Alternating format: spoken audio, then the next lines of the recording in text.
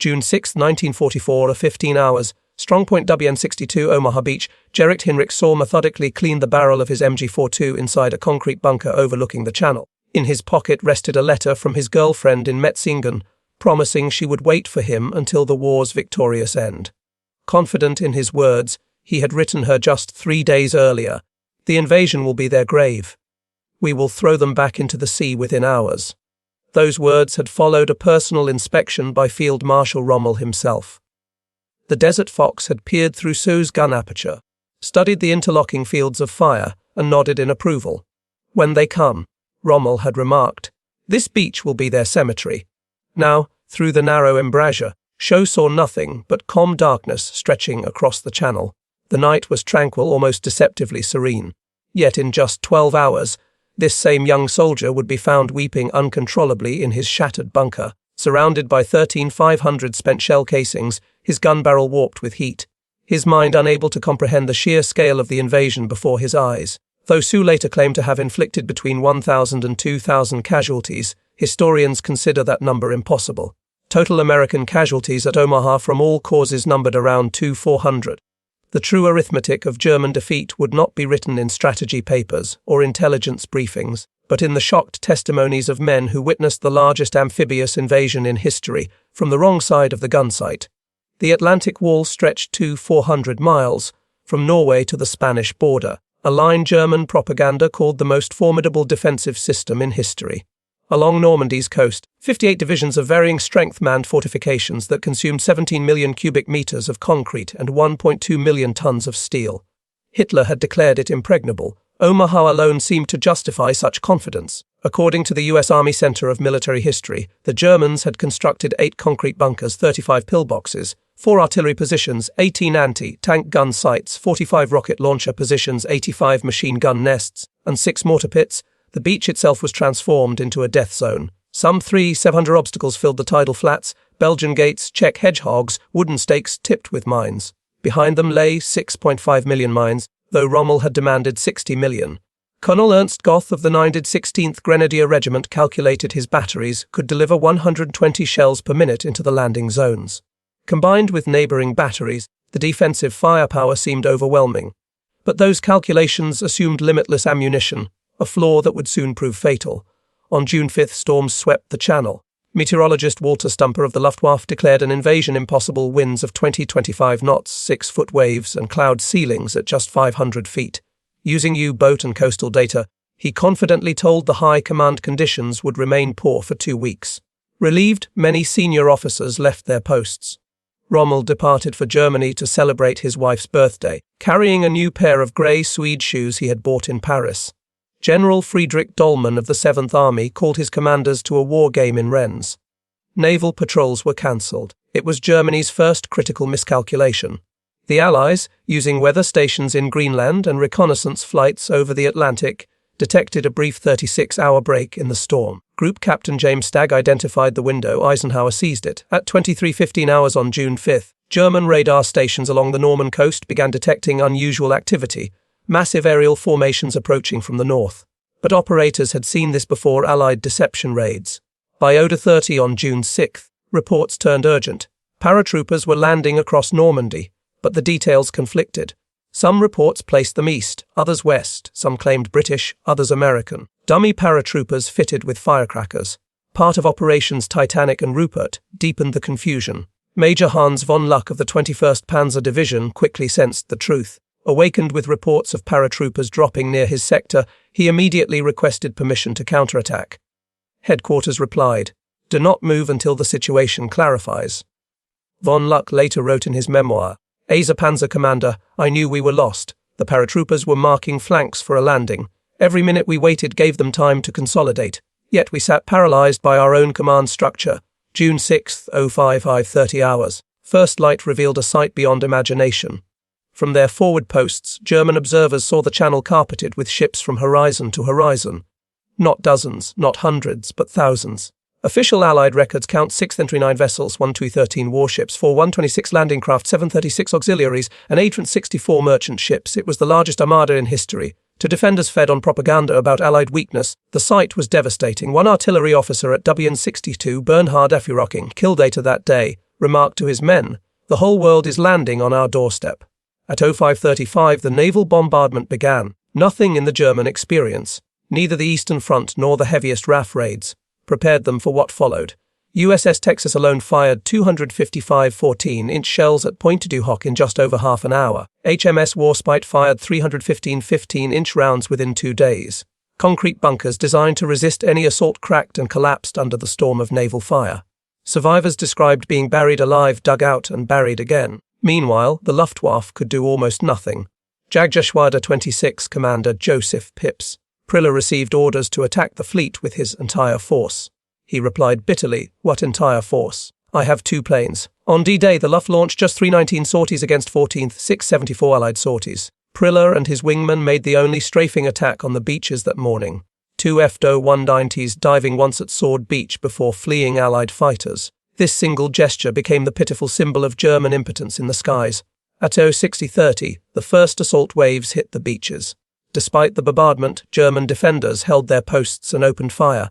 Carnage followed. Sue at WN-62 began firing at 07:35. His bunker, one of the few left intact, commanded perfect killing zones across Omaha. In his 2005 memoir WN-62 Memoirs of a Machine Gunner on Omaha Beach, he recalled firing 13,500 rounds over 9 hours. While his casualty claims remain disputed, his MG-42 certainly contributed to what became Bloody Omaha. But the defenders soon confronted what historians call material shock. The collapse of morale when faced with overwhelming force. For every American who fell, more came ashore. For every destroyed landing craft, 3 replaced it. Every silenced German gun was crushed by endless naval fire.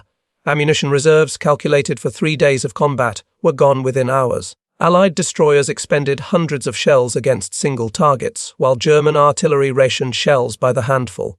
Rommel's armoured reserve, the force meant to smash any landing, remained paralysed for hours. The 21st Panzer Division did not receive orders until 1,004 hours too late. When they finally counterattacked that afternoon, they reached the coast briefly around 1900, only to withdraw upon seeing Operation Malade, 250 gliders bringing British reinforcements. That day, the division lost 54 armoured vehicles, 25% of its strength, and when German tank crews faced Allied, funnies, specialised armoured vehicles they had never seen before, shock turned to despair. Hobarts, funnies, modified tanks equipped with flails for mine, clearing, flamethrowers, and bridging gear, looked to German soldiers as if they belonged to another age of warfare entirely. On D-Day, German units confronted threats on a scale they had never experienced before. Behind their lines, massive airborne forces wreaked havoc. Britain's 6th Airborne Division and America's 82nd and 101st Airborne Divisions multiplied confusion far beyond their actual numbers. General Friedrich von der Heydte, Germany's most experienced paratrooper commander, was in Normandy with the 6th Fallschirmjäger Regiment during the invasion. His professional post-war assessment was scathing. The Allied airborne operation was everything ours never were: massive, coordinated, and supplied. We dropped battalions, they dropped divisions. We were supplied by single aircraft. They had endless streams of gliders and transport planes. The psychological impact of paratroopers appearing seemingly everywhere paralyzed German units. Some refused to move, fearing ambush. Others fired at shadows, even at their own comrades. As D-Day wore on, German command and control began to unravel. Allied air power systematically destroyed telephone lines, while French resistance, activated by coded BBC messages, cut cables and demolished relay stations. Allied electronic warfare jammed radios. General Lieutenant Max Pemsel, Chief of Staff of the 7th Army, tried to coordinate the defence from Le Mans. His war diary records growing despair as contact with forward units collapsed. By midday, entire divisions had disappeared from the network. Local commanders acted blindly, unaware of the larger situation. By nightfall, June 6th, the pregnable Atlantic Wall had been breached in multiple sectors. The Luftwaffe had virtually ceased to exist over Normandy. The Kriegsmarine, after losing 15 E-boats and numerous smaller craft, managed to sink just one U.S. destroyer, USS Corrie. General Lieutenant Wilhelm Richter of the 716th Division, mauled by British assaults, reported his unit's combat strength reduced to 35%, all strongpoints lost. Artillery 90% destroyed, enemy advancing inland. The statistics told the story: complete tactical failure despite countless acts of individual bravery. Through the night of June 67, scattered German units tried to regroup and launch counterattacks. But Allied dominance made such efforts suicidal. Any movement was detected by radar illuminated by flares, and annihilated by artillery or naval gunfire. Hans von Luck's Panzergrenadiers, finally released to attack Sword Beach, advanced in darkness, only to be lit up by parachute flares and pounded with deadly accuracy from destroyers offshore. It was like daylight, von Luck recalled. Every vehicle, every soldier stood out. The shells from the sea found us as if guided. We lost half our strength without seeing a single enemy soldier. Meanwhile, the Allies poured in reinforcements. Artificial mulberry harbours were assembled, supply ships anchored in neat rows. The invasion was no raid, it was a permanent foothold. German reinforcements struggled even to reach Normandy. Every road, bridge, and rail line lay under constant attack. Wehrmacht transport records show movements that should have taken a day stretched to weeks. The 2nd SS Panzer Division, Das Reich, based near Falaise, needed 17 days to reach Normandy, a trip that should have taken 3. Along the way, it lost 30% of its vehicles to air attacks without engaging a single Allied soldier. The psychological toll was immense. If divisions could not even arrive intact, how could they hope to influence the battle? By contrast, Allied logistics worked with machine-like efficiency. LSTs, a landing ship, tank unloaded entire armoured regiments in a matter of hours. Within days of the landings, the Allies were delivering 15,000 tons of supplies daily, more than the entire German army in Normandy consumed in a week. By June 12, German morale neared collapse. They had already lost 26,000 men killed, wounded, or missing, roughly 2 divisions. Replacements were minimal. Allied strength, however, grew by the hour. That day, Corentin fell, linking Utah and Omaha beaches. Even the elite 6th Fallschirmjäger Regiment, famed for never retreating, broke in disorder. Its commander, Friedrich von der Heydte, grimly reported, "My regiment no longer exists as a combat unit. The survivors are psychologically shattered." On June 13th, SS Obersturmführer Michael Wittmann achieved one of the few German tactical victories at Falaise Pocket. In 15 minutes, his Tiger tank destroyed 13-14 British tanks, 2 anti-tank guns, and over a dozen carriers. German propaganda seized on this triumph, but the truth was sobering. Wittmann's Tiger, disabled in the fight, was replaced only with difficulty, while British losses were replaced within hours. Even the most brilliant German tank ace could not alter the industrial balance. Wittmann himself, credited with 138 tank kills, was killed on August 8 when his Tiger was destroyed. Whether by British or Canadian fire remains disputed. The fall of Cherbourg on June 26 dealt another crushing blow. Fortified for years, defended by 25,000 men, it was expected to hold for months. It surrendered after just 5 days of fighting. General Lieutenant Karl Wilhelm von Schlieben, who had vowed to defend the port to the last bullet, capitulated. In post-war interrogation, he explained resistance became meaningless against unlimited enemy resources.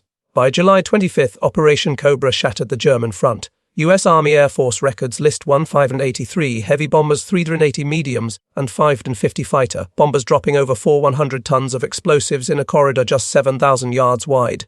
General Lieutenant Fritz Behrlein of Panzer Air Division reported, "My division is annihilated. Survivors are psychologically broken men." The bombing was so overwhelming it even killed Lieutenant General Leslie McNair, one of the highest-ranking American officers in Europe, observing from what was thought a safe position. If American generals weren't safe from their own firepower, what hope did German soldiers have? The Falaise Pocket, August 12-21, became the graveyard of the German army in Normandy. Some 10,000 killed, 50,000 captured, 300 tanks and 500 vehicles destroyed. Survivors described roads carpeted with dead horses and burning wrecks, fighter bombers attacking every 20 minutes, artillery fire unending. Many surrendered simply to escape certain death. The final tally of Normandy was catastrophic. Between June 6 and August 31, German forces lost 320,000 men, 30,000 killed, 80,000 wounded, 200,000 missing or captured. They lost 300 tanks and virtually all armoured forces in France. They lost 127 aircraft. Allied losses by comparison: 29,000 killed, 4,000 tanks and 4,000 aircraft, losses they replaced almost instantly. German officers left the most honest assessments. General Heinrich Severloh reported to OKW, "The enemy's superiority is at least 20-1 in artillery, 10-1 in tanks, and absolute in the air. He can replace all losses within days. We cannot replace anything." Hans Speidel, Rommel's chief of staff, later wrote, "Normandy proved that courage alone cannot overcome industrial supremacy. The Americans had mechanized not only warfare, but victory itself." Rommel himself, in his final report to Hitler on July 15th, 2 days before being wounded by Allied aircraft, admitted, "The troops are fighting heroically everywhere, but the unequal struggle is nearing its end." The enemy's overwhelming superiority in men and material is beginning to tell. I must beg you to draw the necessary conclusions without delay. In military language, it was a declaration of defeat. Normandy revealed the war's true nature, a production war. Ford's Willow Run plant alone turned out one B-24 bomber every 63 minutes. American factories produced 96,000 aircraft in 1944. Allied ammunition expenditure in one day exceeded Germany's monthly output. A single U.S. division consumed more daily supplies than an entire German corps. Hans von Luck later reflected, "We learned that modern war was not about tactics or courage, but about production." The Americans had turned war into an industrial process. They manufactured victory on assembly lines. German survivors of Normandy came away transformed. They realized that courage, training, and racial ideology meant nothing against factories that could build tanks, planes, and ships faster than they could be destroyed. Heinrich Severloh, the gunner of WN-62, who had fired 13,500 rounds on D-Day, spent the rest of his life haunted. Meeting American veterans years later, he admitted, "We were just young men thrown into an industrial slaughterhouse. My 13,500 rounds meant nothing against their unlimited replacements." For many, Normandy was not only a battlefield defeat, but a shattering of beliefs. They had expected weak, divided democracies. Instead, they met an alliance that had weaponized industry itself. The arsenal of democracy had swept across the beaches like an unstoppable tide. German courage drowned in strategic impossibility. By nightfall of June 6, 1944, the truth was clear: the future of war belonged to societies that could produce more, not fight harder. Against that reality, the soldiers of the Third Reich had no chance.